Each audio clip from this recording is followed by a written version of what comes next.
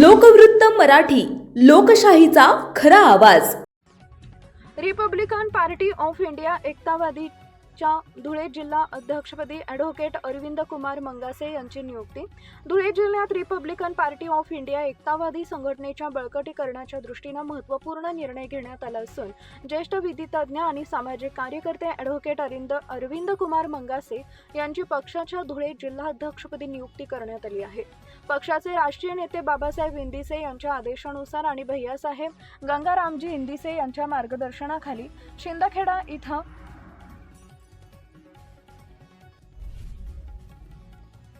आयोजित नियुक्ती सोहळ्यात भैयासाहेब इंदिसे यांच्या हस्ते ॲडव्होकेट अरविंद कुमार मंगासे यांना अधिकृत नियुक्तीपत्र प्रदान करण्यात आले।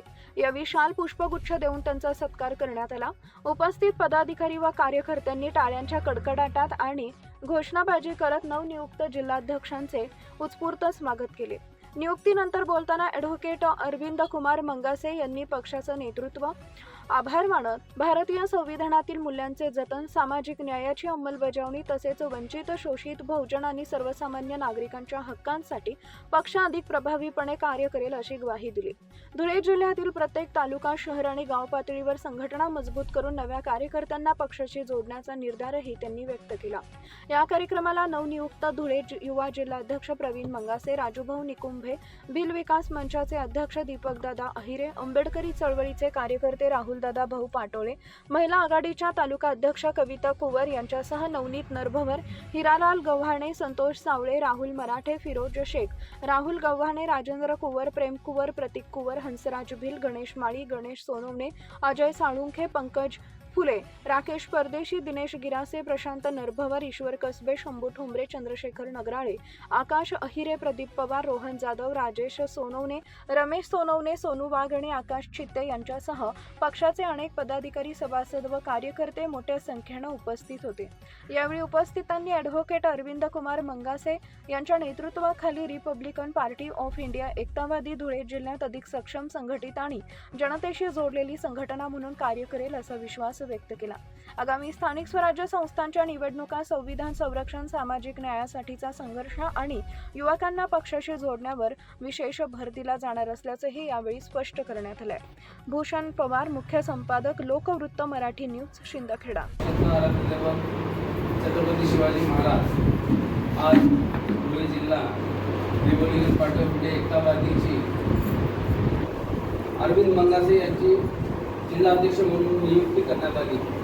त्यांच्या पुढील वाटचालीस हार्दिक शुभेच्छा।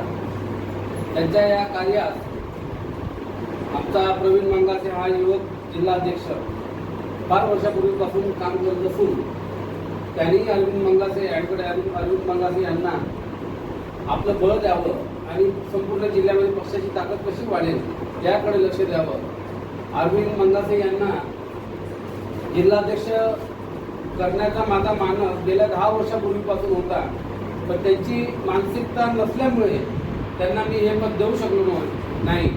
पण 1 तारखेला त्यांनी होकार दिला, त्यावेळेस आम्ही निर्णय घेतला आणि शिर्डी येथील केंद्रीय राज्य कार्यकारिणीच्या बैठकीमध्ये निर्णय घेऊन प्रवीण मंगासेंना तयार करून अरविंद मंगासे यांच्याशी चर्चा करून ॲडव्होकेट अरविंद मंगासे यांना Republican Party of India Ektavadi Dhule जिल्हाध्यक्षपद आम्ही दिलेलं आहे।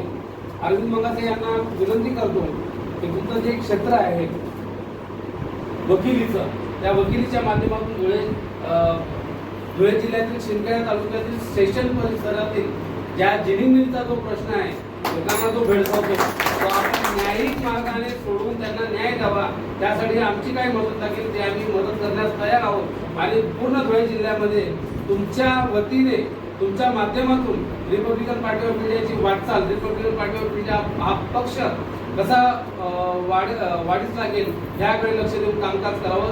इथे संतोष, जय भीम, जय महाराष्ट्र। महत्त्वाच्या बातम्या पाहण्यासाठी आमच्या लोकवृत्त मराठी न्यूज चॅनलला यूट्यूबवर सबस्क्राईब करा आणि बेल आयकॉन प्रेस करा।